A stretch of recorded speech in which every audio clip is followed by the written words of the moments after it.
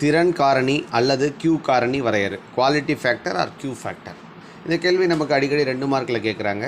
Q காரணி என்பது ஒத்ததிர்வின் போது L அல்லது Cக்கு குறுக்கே உள்ள மின்னழுத்த வேறுபாட்டிற்கும் செலுத்தப்படும் மின்னழுத்த வேறுபாட்டிற்கும் இடையே உள்ள தகவு அப்படின்னு சொல்கிறோம். அப்படின்னா என்ன அர்த்தம் அப்படின்னா, ஒரு RLC சுற்று, அதாவது ஒரு ரெசிஸ்டன்ஸு, ஒரு இண்டக்டார்னால் என்னது, மின் தூண்டி, அதுக்கப்புறம் மின்தேக்கி, இந்த 3 இருக்கக்கூடிய இந்த சுற்றில் எப்போ ஒத்ததிர்வு நடக்குதோ, எப்போ இது வந்து R, இது வந்து L, இது வந்து C, இல்லை எப்போ ஒத்ததிர்வு நடக்குதோ, ஒத்ததிர்வு நடக்கும் பொழுது ஒன்று Lக்கு குறுக்கே இருக்கக்கூடிய மின்னழுத்த வேறுபாடு, இல்லாட்டினா இந்த Cக்கு குறுக்கே ஏற்படக்கூடிய மின்னழுத்த வேறுபாடு. இந்த மின்னழுத்த வேறுபாட்டிற்கும் நம்ம எப்போ ஒத்ததிர்வு நடக்கும் பொழுது என்ன இருக்கும் அப்படின்னா, ஆர்க்கு குறுக்கே என்ன மின்னழுத்த வேறுபாடு இருக்கோ அதான் செலுத்தப்படும் மின்னழுத்த வேறுபாடு. அப்போ அதான் இங்கே சொல்லியிருக்கோம். Q காரணினா என்ன அப்படின்னா, Q காரணி என்பது ஒத்ததிர்வின் பொழுது L அல்லது Cக்கு குறுக்கே உள்ள மின்னழுத்த வேறுபாட்டிற்கும் செலுத்தப்படும் மின்னழுத்த வேறுபாட்டிற்கும் இடையே உள்ள தகவு அப்படின்னு நம்ம சொல்கிறோம்.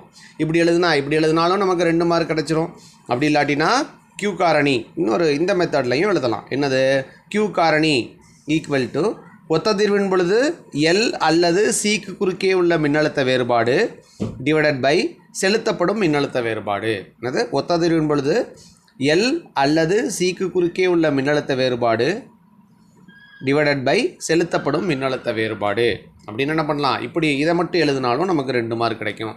இதோட ஃபார்முலா என்ன அப்படின்னு பார்த்தோம்னா, Q காரணி equal to IM into XL divided by IM into R. IMனா பீக் கரண்ட்னு சொல்லுவோம்.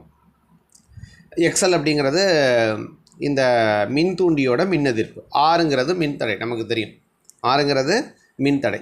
அப்போ IM இது என்னது, XL அப்படிங்கிறது என்ன அப்படின்னா, XL அப்படிங்கிறது ஒமேகா R இன்ட்டு L. ஆறுங்கிறது ரிசோனன்ஸ், ஒத்ததிர்வு அப்படின்னு அர்த்தம்.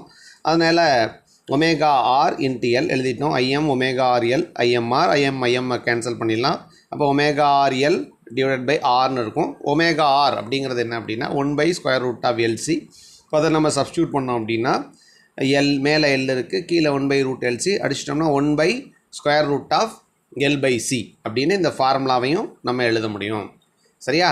அப்போ இது நமக்கு 2 மார்க்கில் அடிக்கடி கேட்கக்கூடிய கேள்வி.